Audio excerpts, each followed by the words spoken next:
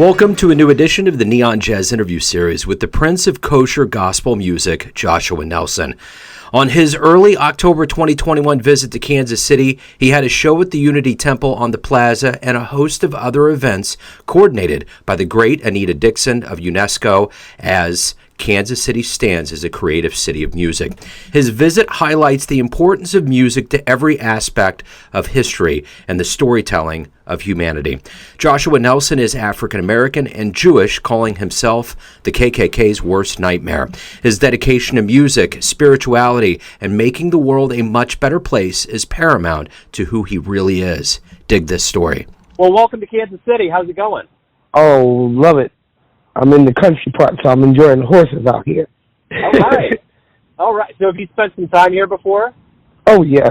I've been to Kansas City, many times. Okay. What I want to get into is I kind of want to get into a little bit of your life and what your visit's all about. So first and foremost, talk to me about the event that will be taking place at Unity on the Plaza tomorrow. Kind of give me an idea of what's going on and how you feel about the event. Right. Music, that's going to be, like all of my programs, I guess, are educated through some type of purpose outside of just sounding good or feeling good. To always bring people together of diverse backgrounds. And, I'm Jewish and African American. And what I do in the synagogues, I combine those work songs with Hebrew prayers, and then on Sunday I'll be here. We'll be doing a tribute to Mahalia Jackson. I do music there's another part where I do traditional gospel music from the 50s and the 60s, that style, with Hammond organ and a tribute to Mahalia Jackson. And then Saturday is a sort of a learning experience with music, also about explaining history of gospel music and how I bridged it with liturgical Hebrew hymns.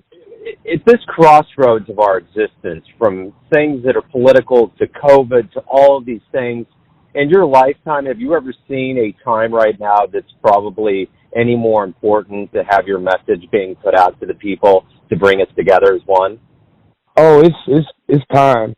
The pandemic has really shaking not only city, state, government, it's shaking the whole world up because it's something that has unified us from a negative aspect. I mean, it has shut down governments and we've lost a lot of people, and there's a great divide where even personally there's some people who I've just made it important to talk to or to unify myself with them, because you never know if the person next to you is going to be here today and gone tomorrow. And if you really love people, you want to unify with them. And, sometimes I think we could unify each other through a positive way.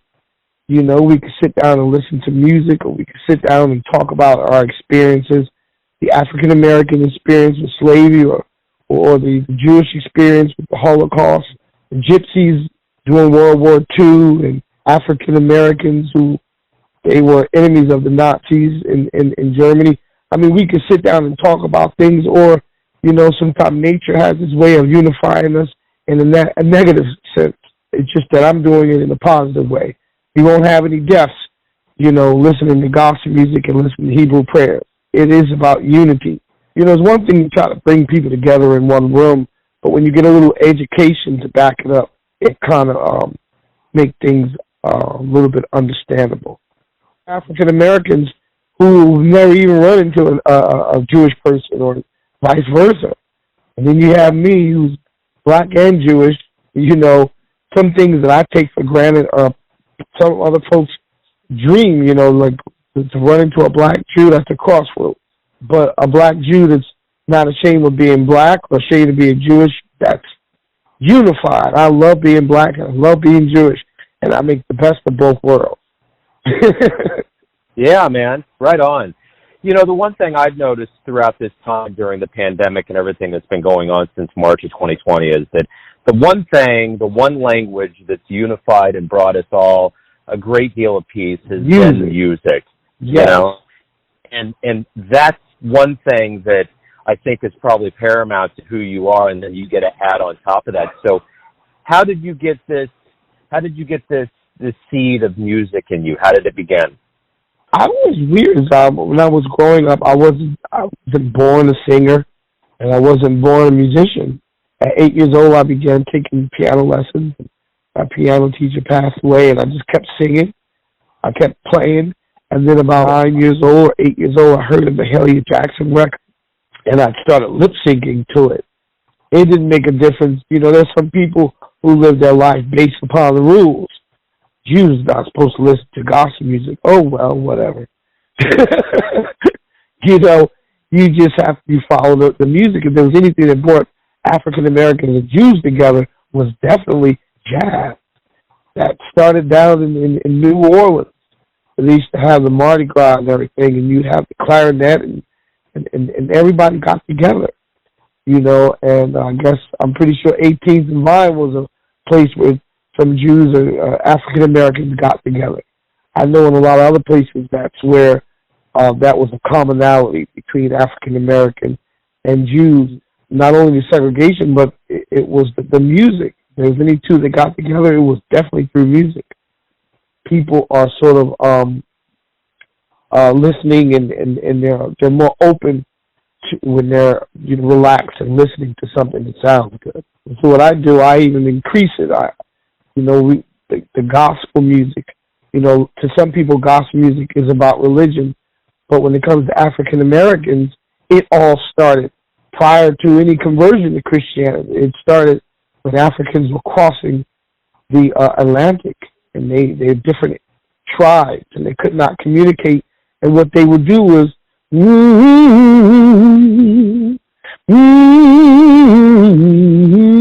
just moaning and groaning until they had a commonality of language, and then they started singing together in the field. Before there was any Christianity conversion, they were working, but they were singing. And singing had a lot to do with showing the mind, cooling the mind and allowing you to work. I remember I could walk 6 miles listening to a good song. That work song is what I blended with the Hebrew prayers. Because even rabbis would say to me, well, what are you doing? You can't take Christian aspects of religion. I said, Rabbi, that's not what's happening. I'm going to teach you something about African culture. And then when I taught them about that, they said, okay, it's kosher. You can use it. When did you realize this was your calling? Like, as you sit here right now, you're in Kansas City. You have a busy schedule. You are bringing music and messages to the masses. When did you realize that this was going to be the way that you were going to live your life? Well, I was going to live my life even if it wasn't in front of audiences and on stages as a black Jew. That was something that I was bound to. I knew that once I started changing up the synagogues, I mean, there's a movement where they're calling it gospel, kosher gospel, in a lot of synagogues, where they've been, they've been dying to dance and to enjoy the music like maybe a African American church. They've been dying. They've been waiting for a good excuse, and I was that excuse that came along. I realized then, I was like, okay, this is enhancing people's lives, and it's allowing people to broaden their aspect of sight and understanding. Now, like a lot of hate is coming through ignorance and not knowing any better. They think their lives are better through hate and separation and the divide. But then people see what it is on the other side. You really can't go over to the other side unless somebody brings you there who's been there already. So I've already seen, like Martin Luther King said, I've been to the mountaintop and I've seen the promised land. So with the music, it sounds awkward, Jewish gospel music, that sounds. And some people, it sounds interesting, but it doesn't sound like, it doesn't sound like it's good chitlins, And then when you hear it put together, it's like, oh, wow, that's neat. I loved it, man. I pulled you up on YouTube, and you were at a service, and you were laying it down, and it was triumphant, man. You could feel it to your core. So I dug it, and I'm curious. how did you strike up this relationship with UNESCO and Miss Anita Dixon? How did all of this come together into your visit? Oh wow. I've been friends with Anita. If you check on YouTube now, there's a documentary that I just saw the other day popped up there. It's called Keep on Walking, the life of a black Jewish gospel singer. Anita is actually part of that documentary. She just discovered yesterday that she was in it when we played it. But I've been coming to Kansas City for Sister Diana Clemens with the African American churches and Anita years ago, 20 years. And so we've connected again recently around the pandemic. You know, the pandemic sort of had us reaching out to people, and we sort of connected again with UNESCO, enhancing the world, going out and making lives better. That's my purpose in life. I mean, I have no other purpose to live for but to enhance someone's life or to make someone's life better. I mean, when you think about it, if being black is a problem of existence in some places, and being Jewish is a problem of existence in some places, well, my life would be a double whammy if I didn't look at the most positive side. So I really have no alternative but to broaden and make someone's life better. I would be the Ku Klux Klan worst nightmare. yeah, without a doubt. You know, and when I'm going back to the beginning here of what we were talking about how important your message is during this time. You know, I look at what's happened just in the last few years and how far we've stepped back in regards to how we treat each other. And my question to you is, how do you see us coming back together? How do you see us on a path to progress? Just doing it. Togetherness. I don't even think that's bad. So bad where we seem to regress. I mean, people are just being honest about how they feel and how they think. And when you go to the doctor, you want the doctor to be what? Honest with you. Doc, what's the deal? Well, I'm going to let you know you got lung cancer. And this is what we're going to try to fix it. It's best that we be honest with who we are and how we feel and what's on our chest and hiding it. And we don't really know what's going on in the country. So in some ways, that's the beginning of healing, by understanding what's really the problem. Come to terms with what the situation is.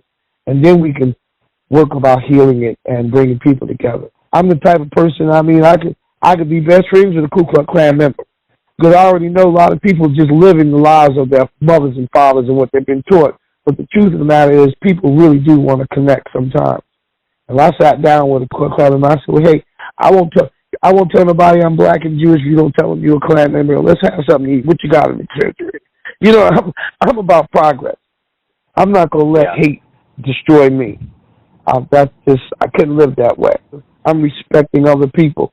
If you don't like black people, like Jewish people, I know there's some type of humanity down inside of you that we will connect with. And I've seen it happen all the time. I'm not a judger, of people. And I believe, this is what I really believe. I believe that inside of all humans, there is some light. There is some tunnel where there is a belief that there is some humanity in everyone. And I think lots of times what we mistake for being evil people is just being hurt from somebody in the past.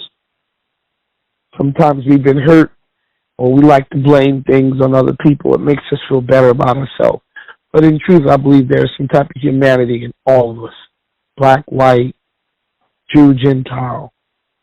There is some humanity. Just like in old times, there were slave masters who really didn't like what they were doing. And although they were slave masters, they still treated their slaves with respect and dignity. It happened.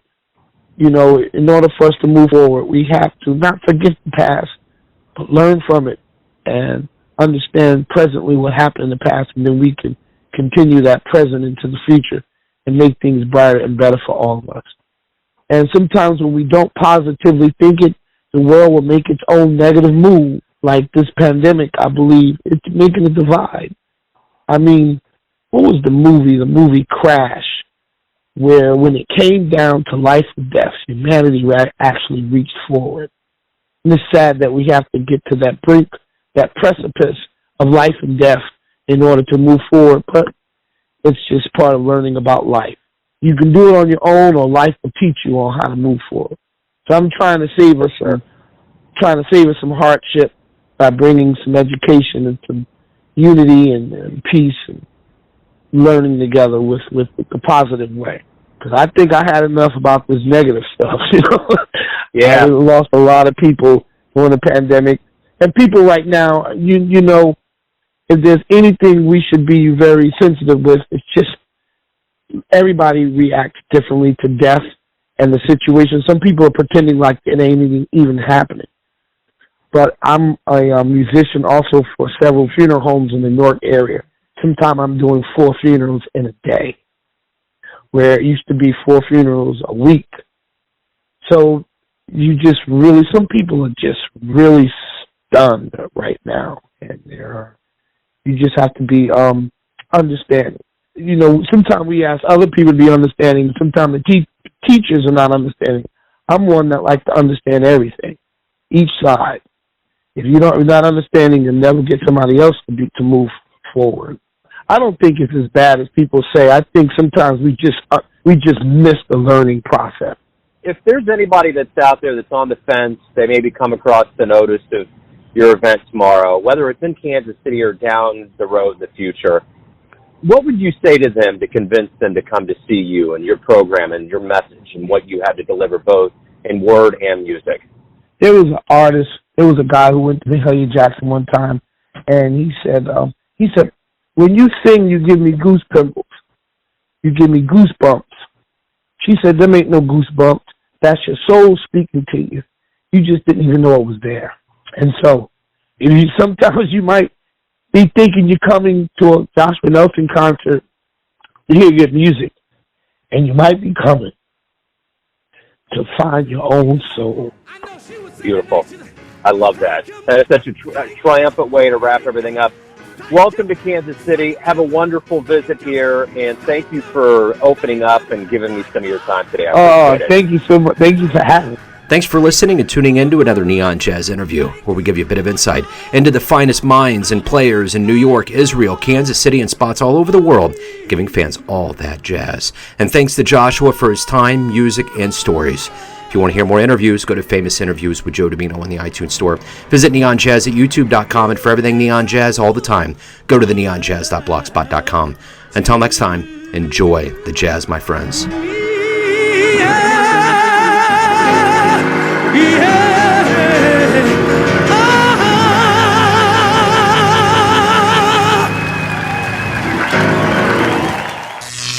Neon Jazz.